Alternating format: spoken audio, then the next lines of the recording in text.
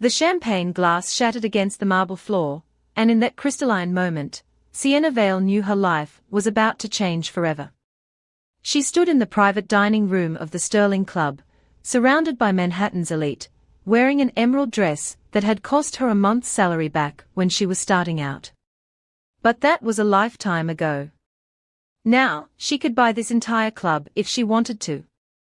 The irony wasn't lost on her as Marcus Ashford raised his glass again, his face twisted into something that resembled a smile, but felt more like a threat. "To family," he announced, his voice carrying across the mahogany table where 20 of New York's wealthiest sat watching. "Though I suppose we should clarify what family means." His eyes locked onto Sienna's, cold and calculating. "The Ashfords have maintained certain standards for 7 generations. We don't dilute our bloodline with ambitious opportunists from the projects who mistake a business degree for breeding." The silence that followed was deafening. Sienna felt every pair of eyes turn toward her, felt the weight of their judgment, their curiosity, their barely concealed satisfaction at watching someone be put in their place. Across the table, Evan Ashford, her fiancé, the man she'd planned to spend her life with, sat frozen. His mouth opened, closed, opened again. But no words came out. Marcus continued, emboldened by the silence. "My son seems to have forgotten that marrying well isn't just about affection. It's about legacy, about maintaining the standards our ancestors fought to establish. We are the Ashfords. We don't bring street garbage into our family and call it progress." Street garbage. The words hit Sienna like a physical blow, but she didn't flinch. Years of clawing her way up from nothing had taught her how to take a hit and keep standing. She'd heard worse. She'd survived worse. But this public humiliation in front of people who would spread this story across every country club and boardroom in the city by morning, this was designed to destroy her.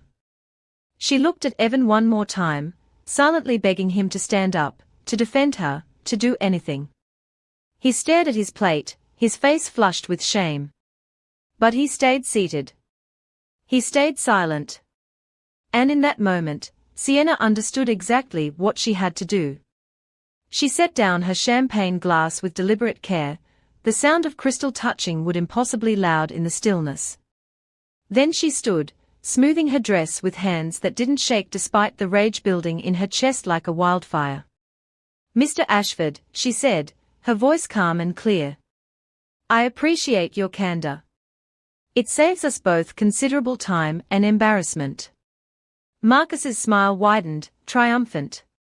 He thought he'd won. Sienna turned to Evan, and for just a second, she let him see the disappointment in her eyes. "I'll be at my apartment. We need to talk." "Running away?" Marcus's voice dripped with condescension. How predictable. Sienna turned back to him, and now she allowed herself a small smile. "No, Mr. Ashford. I'm choosing my battles. And trust me, you don't want this one." She walked out of the Sterling Club with her head high, ignoring the whispers that erupted the moment she left the room. The doorman called her car, and she slid into the back seat, giving her driver the address to her penthouse. Only when the privacy screen rose, and she was truly alone, did she allow herself to breathe. Her phone was already buzzing with messages. Society reporters who'd somehow gotten wind of what happened. Friends asking if she was okay. But there was only one call she needed to make right now. "Claudia," she said when her CFO answered on the first ring. "I need you to pull the Ashford merger. All of it." There was a pause on the other end. Claudia Montgomery had worked with Sienna for 8 years, had been there since the early days when Valecore Industries was just a dream and a business plan. She knew Sienna better than almost anyone. "That's a $3.2 billion deal. We've been negotiating for 8 months. I know exactly what it is. Cancel it. Tonight. Have legal draft the termination by morning." "Sienna, what happened?" Sienna looked out the window at the glittering Manhattan skyline, at the city she'd conquered despite every obstacle thrown in her way. Marcus Ashford just made a very expensive mistake. He called me an ambitious opportunist from the projects in front of 20 witnesses. He said I was street garbage diluting his bloodline. The silence on the other end was different now. Dangerous. Jesus, Claudia finally breathed. Sienna, are you sure about this? This will tank Ashford Global's expansion plans. They need our biotech patents to save their pharmaceutical division. I'm aware. That's exactly the point. Sienna's voice was ice. Marcus Ashford thinks he can humiliate me because he has old money and a legacy name. He's about to learn that respect isn't inherited. It's earned. And he just lost mine. If you're already hooked by this story of power, revenge, and standing up against those who try to keep you down, make sure you hit that subscribe button. This is a tale of corporate warfare like you've never seen before, and trust me, it only gets more intense from here. Now, back to Sienna's night of reckoning. By the time Sienna reached her penthouse apartment overlooking Central Park, Claudia had already sent through the draft termination documents. Sienna changed out of her emerald dress and into comfortable clothes, poured herself 2 fingers of whiskey, and settled at her home office to review every clause, every comma, every word that would legally destroy Marcus Ashford's plans for his company's future. Valecore Industries had been in negotiations to acquire 40% of Ashford Global's struggling biotech division, bringing with it Sienna's revolutionary patents in pharmaceutical manufacturing and her team of world-class researchers. The merger would have saved Ashford Global billions, positioning them as industry leaders for the next decade. Marcus Ashford had been desperate for this deal, even as he'd apparently kept the identity of his business partner hidden from his own son. The irony was exquisite. Marcus had been negotiating with the woman he called street garbage for 8 months, smiling and flattering and making promises, all while planning to humiliate her at a family dinner. He'd probably thought she'd be so grateful to marry into his family that she'd accept any treatment, any insult, just to claim the Ashford name. He'd miscalculated badly. Sienna was reviewing the termination clause when her apartment door opened. Evan had a key, though after tonight, that would need to change. Sienna. He rushed into the living room, his hair disheveled, his bow tie hanging loose around his neck. Sienna, I'm so sorry.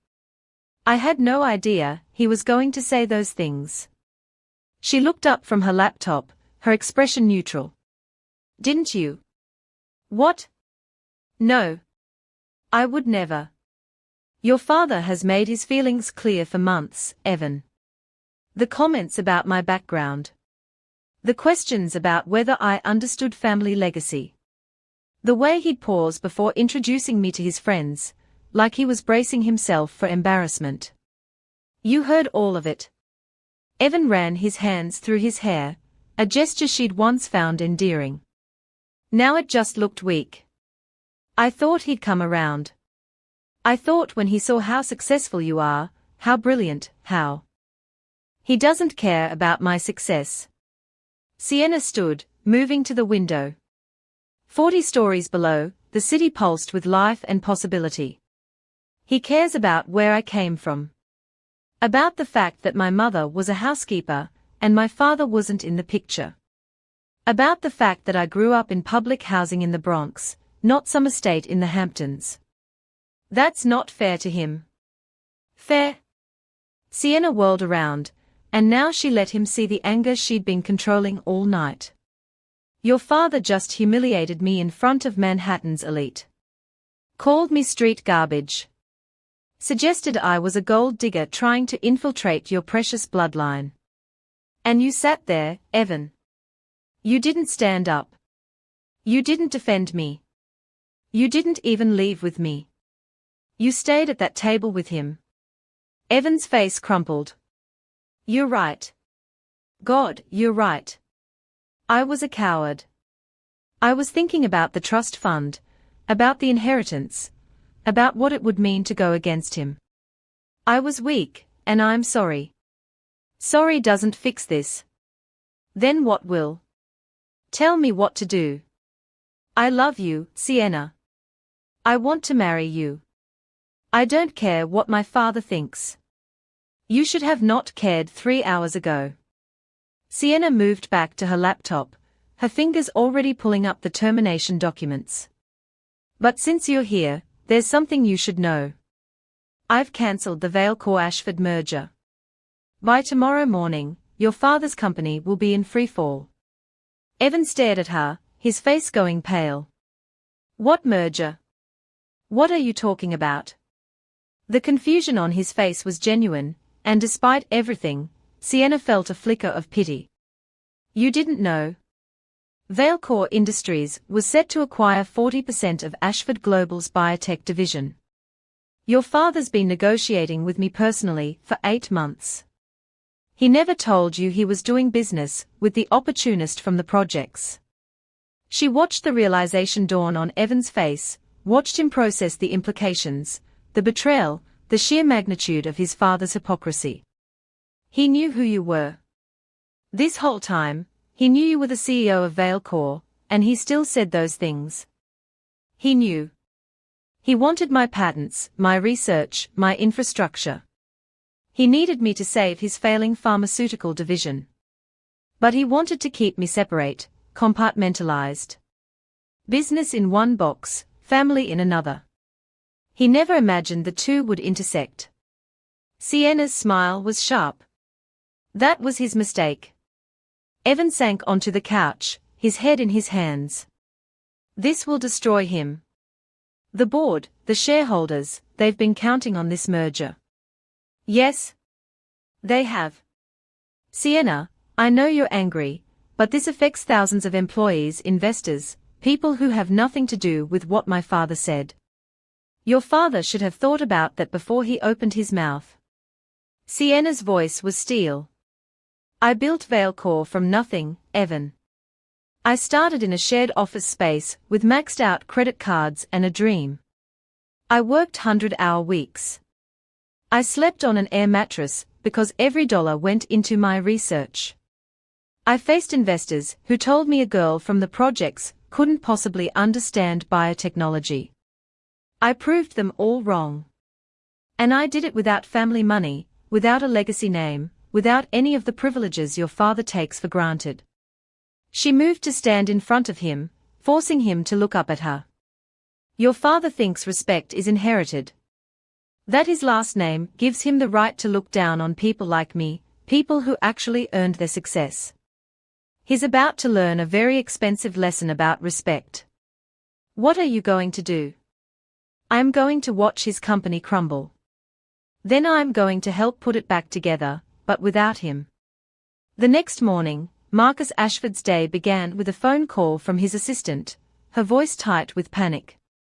Sir, we have a situation. Valecore Industries has terminated the merger agreement. Their legal team sent the documents at 3 a.m. It's already leaked to the press. Marcus sat up in bed, his heart pounding. That's impossible. The contract had penalties for early termination. They'd lose millions. They paid the penalties. Sir, you need to see the news. He grabbed his phone, pulling up the Wall Street Journal. The headline made his blood run cold. Valecore terminates $3.2 billion Ashford Global merger, citing irreconcilable differences in corporate values. The article quoted Sienna directly. Valecore Industries is committed to partnering with organizations that share our values of merit-based advancement and inclusive corporate culture. After careful consideration, we've determined that Ashford Global does not meet these standards. Marcus's hands shook as he scrolled through more articles. The New York Times, Bloomberg, Forbes. Every major business publication had picked up the story. And worse, someone had leaked details about last night's dinner. Page 6 had already run a blind item about a wealthy CEO insulting his son's fiancé at an exclusive club, unaware she controlled his company's future. His phone started ringing. The board. Investors. His brother Gregory. All wanting answers he didn't have. By the time Marcus reached Ashford Global headquarters, the stock price had dropped 12% in pre-market trading. Richard Pemberton, his CEO, was waiting in his office with a stack of papers and an expression that promised nothing good. "Marcus, we need to talk about damage control." "It's handled.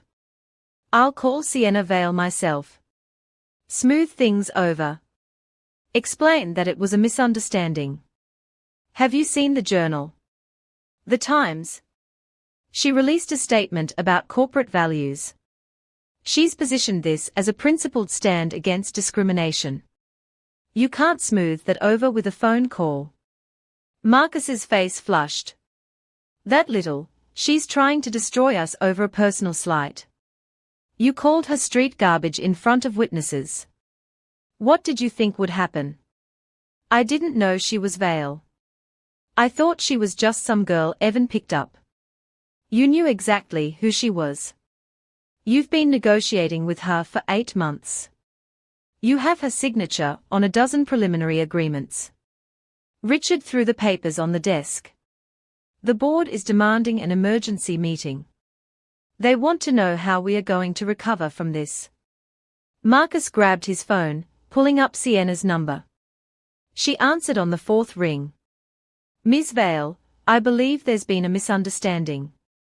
"No misunderstanding, Mr. Ashford. You were quite clear last night." Her voice was calm, professional, completely devoid of emotion. Somehow that made it worse. "I may have spoken hastily. The family gathering, the wine, I didn't mean to imply. You meant every word.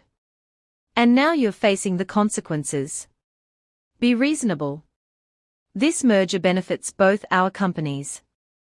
Think about the research we could accomplish together, the lives we could save." "I am thinking about it. I'm thinking that I can accomplish all of that with partners who actually respect me. You needed my patents, Mr. Ashford. You needed my research team, my manufacturing infrastructure, my distribution networks. Your biotech division has been hemorrhaging money for 3 years. I was doing you a favor." Marcus felt his control slipping. "Now see here, you can't just." "I can. And I have. Goodbye, Mr. Ashford." She hung up. Marcus stared at his phone, then at Richard, then at the stack of papers documenting just how badly he'd miscalculated. Valecor's patents were revolutionary. Their research team had published more breakthrough papers in the last 2 years than Ashford Global had in a decade. Sienna Vale had built an empire on merit and innovation, while he'd been coasting on his family name. And he'd called her street garbage. The emergency board meeting was brutal. 12 directors sat around the conference table, their expressions ranging from angry to terrified. Marcus tried to maintain his authority, tried to remind them of his family's legacy, of the decades of Ashford leadership. But legacy meant nothing when the stock price was in free fall. "You torpedoed a $3.2 billion deal because you insulted the CEO's personal life." Board member Harrison Cole didn't even try to hide his fury. It wasn't about business, it was about family standards. Everything is about business. Valecor's biotech division was going to save our pharmaceutical arm. We are 10 years behind our competitors, Marcus. We needed Vale's patents. Gregory Ashford, Marcus's younger brother, leaned forward. "Marcus, what exactly did you say to Ms. Vale?" Marcus deflected. "It's a personal matter between families. 20 witnesses heard you call her an opportunist from the projects. It's already on page 6. The Times is running a profile on Vale's background, her rise from public housing to CEO. You've made her a sympathetic figure and us the villains. She's dating my son. I have a right to express concerns about. You have a fiduciary duty to this company." Another board member slammed her hand on the table. "Your personal prejudices just cost us billions and made us a PR nightmare. "We are trending on Twitter, Marcus. People are calling for boycotts of our products." Marcus felt the room turning against him, felt the power he'd taken for granted slipping through his fingers. "This is an overreaction. We'll find another partner." Gregory cut him off. "I've been contacted by Devon Lakes. Lakes Consortium wants to discuss acquiring our biotech division." "Absolutely not. Lakes is our competitor. Lakes is willing to pay fair market value and keep our employees. Vale Corp was going to gut the division and absorb it. Maybe we should have taken Lakes' offer 6 months ago, instead of holding out for Vale." Marcus stared at his brother. "You've been talking to Lakes behind my back. Someone has to save this company from your ego, Marcus. Your inability to separate business from personal prejudice has put thousands of jobs at risk. The board needs to consider all options." The meeting continued for 3 more hours. By the end, Marcus had been given an ultimatum: fix this within 2 weeks, or resign. The board would begin talks with Lakes Consortium as a backup plan. And Marcus would issue a public apology to Sienna Vale. He refused the apology. His pride wouldn't allow it. That decision would cost him everything. Now, if you're enjoying this corporate thriller, and want to see how Sienna completely dismantles an empire built on old money and prejudice, go ahead and smash that like button. Drop a comment below telling me what you would do in Sienna's position. Would you show mercy or would you go for total victory? Let me know. And now, let's see Sienna's next move. While Marcus Ashford scrambled to save his company, Sienna was orchestrating her endgame with the precision of a chess grandmaster. In her office at Vale Corp Tower, she sat across from Claudia Montgomery, a literal chessboard between them. Marcus has called 17 times. Richard Pemberton called 12.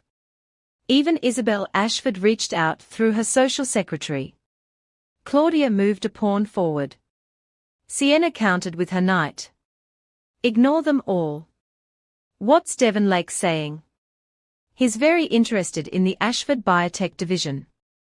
He's also very interested in why you pulled out of the merger. Claudia's eyes sparkled. I may have mentioned that you have concerns about Ashford Global's corporate culture. And Devon Lakes came from nothing too. Son of Korean immigrants, built Lakes Consortium from a single patent. He understands exactly what you're doing. Sienna smiled. Tell him the truth. Marcus Ashford is a liability. Old money, old thinking, old prejudices. His board knows it. His shareholders are figuring it out. You want to help Lakes acquire Ashford's assets. I want Marcus to watch his empire get carved up by someone he considers beneath him. Devon came from nothing, just like me. Just like the researchers he'll hire, the scientists he'll empower, the innovation he'll foster. That biotech division deserves better than Marcus Ashford's country club management style. Claudia moved her queen into position. Checkmate in 3 moves. Marcus doesn't even see it coming. But Marcus was beginning to understand that he was outmatched. After a week of watching his stock price plummet, his board fracture, and his reputation crumble, he finally agreed to a face-to-face meeting with Sienna. Neutral ground. The Peninsula Hotel. No lawyers, though Sienna brought Claudia anyway. Marcus arrived looking haggard, the confidence she remembered from that dinner replaced by something that almost resembled fear. Richard Pemberton sat beside him, silent and grim. Ms. Vale, Marcus began, his voice formal. I owe you an apology. Yes, you do.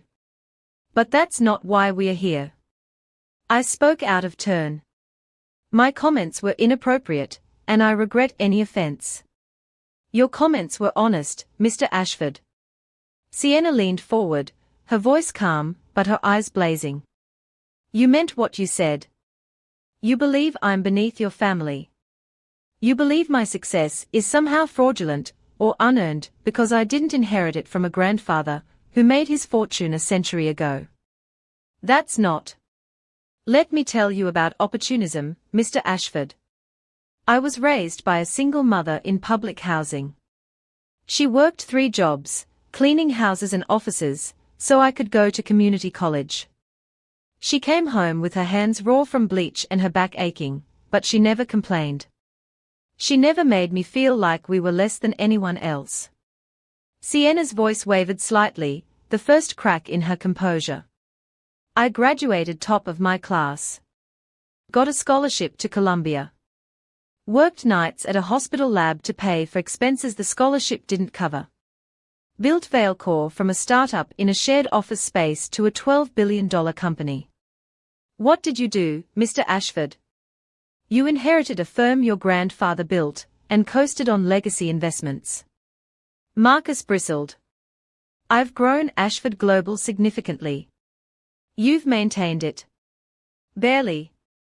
Your biotech division is failing because you filled it with your prep school buddies instead of actual scientists. Your pharmaceutical research is 10 years behind because you won't invest in young talent.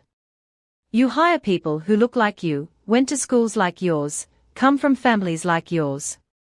And you're dying because of it. The words hung in the air like a death sentence. Richard Pemberton shifted uncomfortably. Even he couldn't deny the truth of it. Marcus tried one more angle, his voice taking on a pleading quality that would have been unthinkable a week ago. What about my son? You love Evan. This vendetta affects him too. I do love him. Which is why I told him exactly what I'm doing and why. He understands. He'll never forgive you for destroying his family's company. I'm not destroying it. Your board is in talks with Lake's consortium. They'll acquire the biotech division, keep your employees, probably save the company from your mismanagement. You, however, will likely be asked to resign. Marcus stood abruptly, his chair scraping against the floor. You can't do this. I won't let you. You can't stop me. I already have. Sienna opened her briefcase, pulling out a thick folder. I have records of every discriminatory hiring practice in your company over the last 10 years. Every qualified candidate of color, who was passed over for a less qualified white candidate. Every woman denied promotion in favor of a man. Every instance of your HR department sweeping sexual harassment complaints under the rug. Every environmental regulation you've skirted, every safety protocol you've ignored to save money. She slid the folder across the table. Marcus stared at it like it was a coiled snake. I can bury you, Marcus. I can send this to the SEC, to the Justice Department, to every journalist in New York. Or you can retire quietly. Announce it's for health reasons. Let Gregory take over. Let the company move into the 21st century. Richard picked up the folder, flipping through pages, his face growing paler with each one.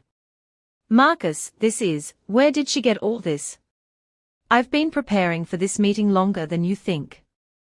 The moment I started considering the merger, I did my due diligence. I wanted to know who I was partnering with. Sienna stood, buttoning her jacket. Turns out, I was right to be cautious. Marcus's voice was barely a whisper. You've been planning this. From the beginning. No. I was planning a partnership. A merger that could have revolutionized pharmaceutical research and saved lives. You're the one who turned it into war. Sienna picked up her briefcase. The board is already drafting your resignation. I'd suggest you accept it gracefully. She walked out of the Peninsula Hotel with Claudia at her side, leaving Marcus Ashford to face the ruins of his empire. 3 weeks later, the business section of every major newspaper told the same story. Marcus Ashford had resigned as chairman of Ashford Global, citing health concerns. The board elected Gregory Ashford as interim chairman. Lake's consortium acquired the biotech division for $1.8 billion, immediately announcing a partnership with Vailcore Industries for groundbreaking research initiatives. And in a surprising move, Evan Ashford had been named Vice President of Sustainable Design at Vale Core Industries. That last part had been Sienna's decision, made after long nights of conversation with Evan, after watching him renounce his trust fund and his inheritance, after seeing him choose her over everything he'd ever known. They sat in her apartment now, the same place where she'd made the decision to end the merger, sharing dinner for the first time since that catastrophic night at the Sterling Club. "My father's not speaking to me," Evan said quietly. "Neither is my mother. I'm sorry." "Don't be. You were right about all of it. I was a coward. I let him say those things because I was afraid of losing my trust fund, my inheritance, my place in that world." Evan set down his fork, meeting her eyes. "I don't want to be the man my father is. I don't want to be someone who values money over morals, legacy over love. I want to be worthy of you. You don't have to prove anything to me." "Yes, I do. To you. To myself. I took the VP position because I want to earn my place, not inherit it. I'm good at what I do, Sienna. I'm a talented architect. I just need the chance to show it on my own merits." Sienna reached across the table, taking his hand. "You'll have that chance. But Evan, I need you to understand, I'm never going to forget what your father said. I'm never going to tolerate that kind of disrespect again. Not from him, not from anyone. I wouldn't expect you to. And neither will I." Evan pulled an envelope from his jacket. "I had my lawyer draw up paperwork. I'm renouncing my claim to the Ashford estate. Everything goes to charity or my siblings. I don't want his money." Sienna stared at him. "Evan, that's millions of dollars. It's blood money built on the backs of people like your mother. People my family looked down on while profiting from their labor. People they treated as less than human because of where they came from or what they looked like." Evan's voice was firm. "I don't want it. I want to build something with you. Something we create together, based on merit and hard work and innovation. Not inherited wealth." For the first time since that dinner, Sienna felt tears prick her eyes. Not from sadness or anger, but from hope. From the possibility of building something new with someone who finally understood what mattered. "Okay," she whispered. "Let's build it together." 6 months later, Sienna stood at a podium in the Bronx, surrounded by cameras and reporters and community members, speaking at the ribbon-cutting ceremony for Vale Core's newest research facility. The building rose behind her, all glass and steel and possibility, built on the very block where she'd grown up in public housing. "This facility represents what's possible when we invest in people, not pedigree," she said into the microphone. "When we choose merit over legacy. When we build bridges instead of walls. Every person who works here will have earned their place through talent, dedication, and vision. We are not just creating jobs. We are creating opportunity. We are proving that zip codes don't determine destiny." In the front row, her mother sat crying, dressed in her Sunday best, pride radiating from every pore. Beside her, Claudia coordinated with the press team. Devon Lake stood near the stage, ready to speak next about the Vale Core Lakes partnership. Gregory Ashford was there too, the new chairman of a transformed Ashford Global, extending an olive branch through his presence. Marcus Ashford was nowhere to be seen. He'd been spotted in the Hamptons, reportedly spending his days at the country club, telling anyone who would listen about how his ungrateful son and his opportunistic girlfriend had stolen his company. No one listened anymore. His time had passed. After the ceremony, Evan found Sienna standing by one of the new lab windows, looking out at the neighborhood where she'd spent her childhood. "I have something for you," he said, pulling a small box from his pocket. Sienna's breath caught. They'd been engaged for 3 months, but she'd told him she didn't want a ring bought with Ashford money. "I made it," Evan said quickly. "Designed it myself. Had a jeweler friend help me craft it. No family money. Just me and my savings from actual work. She opened the box. Inside was a simple platinum band with a unique asymmetrical design, embedded with tiny diamonds arranged in a constellation pattern. It's the stars from the night we met, Evan explained. I looked them up. Had them mapped exactly as they were that night. I wanted you to have something that represents us. Not my family. Not your company. Just us. Sienna slipped the ring on her finger. It fit perfectly. It's beautiful. So are you. And I'm going to spend the rest of my life proving I deserve you. She pulled him close, kissing him in front of the building that represented everything she'd overcome, everything she'd built, everything she'd become. You already have. You chose love over legacy. That's all I ever needed. As the sun set over the Bronx, painting the sky in shades of orange and purple, Sienna Vale looked at the life she'd created. Not despite where she came from, but because of it. Her mother's sacrifice had taught her the value of hard work. Marcus Ashford's cruelty had taught her the importance of standing up for herself. The system that tried to keep her down had taught her to build her own ladder, and then throw it back down for others to climb. She was Sienna Vale. She was the daughter of a housekeeper, who'd become a CEO. She was street garbage who'd built an empire. She was proof that respect couldn't be inherited, couldn't be bought, couldn't be faked. It could only be earned. And she'd earned every single bit of hers. If this story of resilience, revenge, and redemption moved you, if Sienna's journey from public housing to corporate power inspired you, then you need to subscribe to this channel right now. Hit that notification bell, because we've got more stories about people who refuse to accept the limitations society tried to place on them.